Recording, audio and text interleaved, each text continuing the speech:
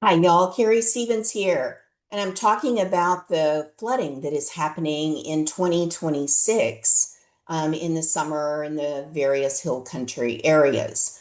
We've been on heightened alert, I think, after the very tragic hill country flooding that happened in 2025 in July and also in June.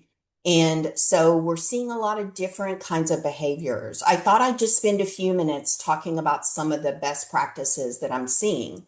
I'm seeing a lot of posts on social media platforms that emergency response organizations are getting together. They're looking at river related information. They're monitoring things together. They're actually showing how they're collaborating. Another best practice I'm seeing is a lot of the businesses are posting updates to their customers and they're acknowledging the fact, yep, we're having rain. We might be closed for a few days, but keep in touch and we're gonna be fine.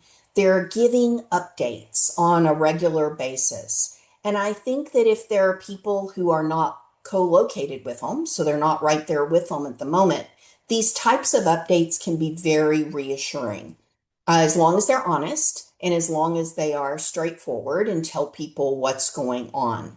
I've found a lot of that very encouraging. The other thing that I've noted is in the comments to each other, there's a lot of discussion around, did you get that alert? I'm the only person who got that alert in my household. People are telling each other, did you turn your alerts on? You need to be sure that these are on your phone and that you have opted in to your local county or city if they happen to have an emergency alert system.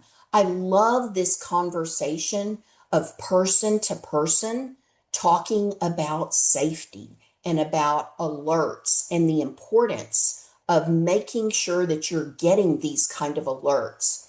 In a situation like this, where a lot of people are being affected, and thankfully, so far, we've had not lost lives in this tragedy.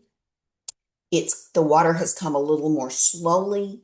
It's hitting a broader area. The weather patterns are very different this year. And so people have time to talk. That talk is really what is so vital.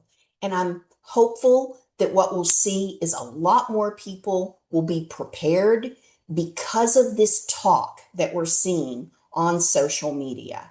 I wish you all the best. I hope you have a plan. I want to remind everybody if there's water on the road, please don't drive through it. You just never know how deep it is, how fast that water is moving, and keep your car high and dry. Take care.